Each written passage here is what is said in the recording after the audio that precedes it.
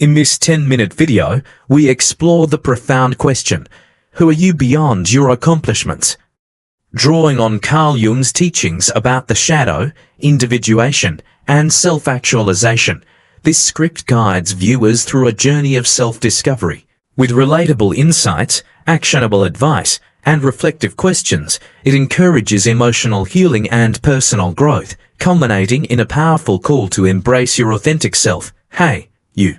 Yeah, you, watching this right now, take a second and think.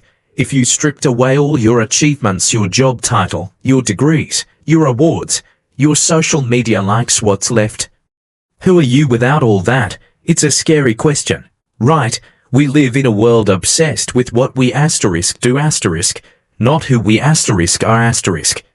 But here's the thing, your worth isn't tied to your resume. It's deeper than that. Today, we're diving into a question that Carl Jung, one of the greatest minds in psychology, would have loved. Who are you without your achievements?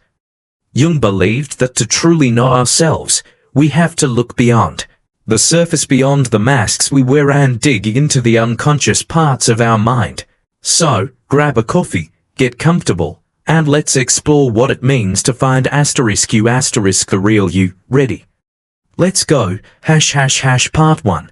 The mask we wear. Let's start with something Jung called the persona.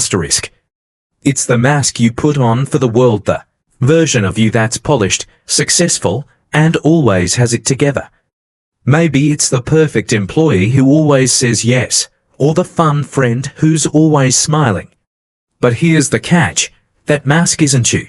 It's a role you play to fit in, to be loved, to feel worthy. Jung said, the persona is what someone is not, but what they and others think they are. Deep, right?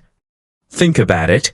When was the last time you felt like you had to perform to be accepted? Maybe you're chasing that promotion or posting that perfect Instagram story because deep down, you're scared that without those things, you're not enough. Here's a question for you. What mask are you wearing right now? What part of you are you hiding to keep up appearances? Write that down, because we're going deeper. Part 2.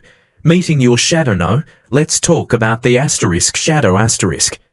Jung believed that the unconscious mind holds parts of ourselves we don't want to face, the insecurities, the fears, the flaws we shove into the dark corners of our mind. Your shadow isn't bad. It's just the stuff you don't want the world to see.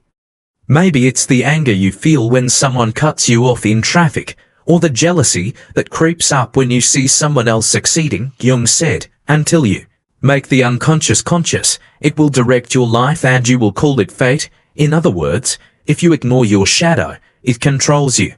But when you face it, you start to understand yourself on a whole new level. Here's a real-world example.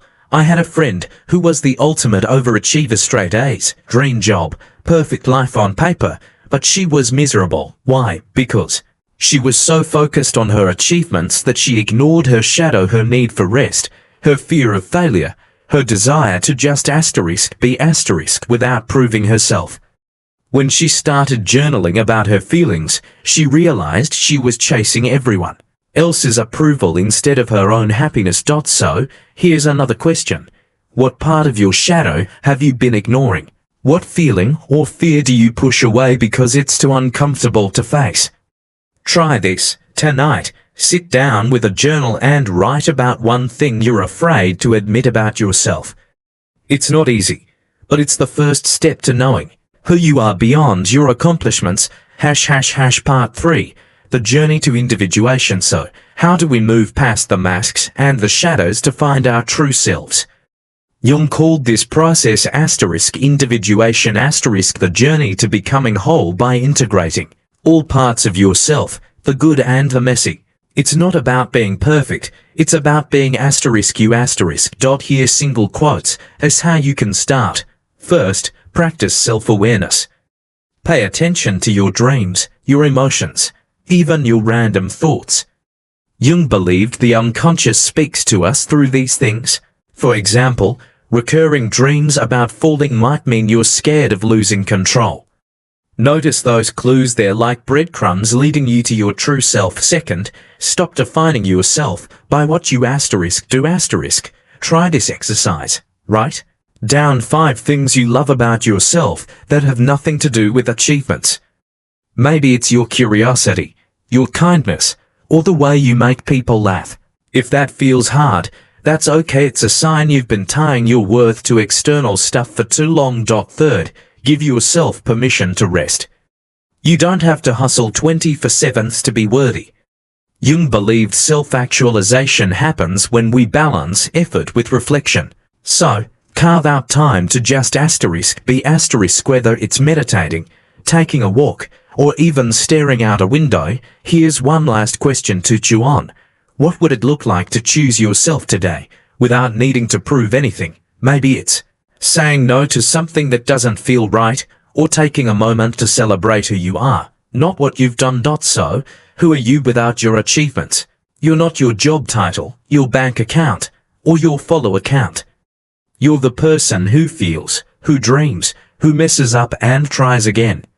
You're the one who's brave enough to face your shadow and walk the path to individuation. Jung said, the privilege of a lifetime is to become who you truly are. That's your mission, not to achieve more, but to be more. Here's my challenge to you. This week, take one small step toward knowing yourself better. Maybe it's journaling about your shadow, or writing down one thing you love about yourself that isn't tied to an accomplishment. Whatever it is, choose you. If this video resonated with you, hit that like button, share it with someone who needs to hear this, and subscribe for more videos on becoming your truest self. Drop a comment below and let me know, what's one thing you're going to do to connect with the real you? I can't wait to read your thoughts. Until next time, keep exploring who you are, because you're worth knowing.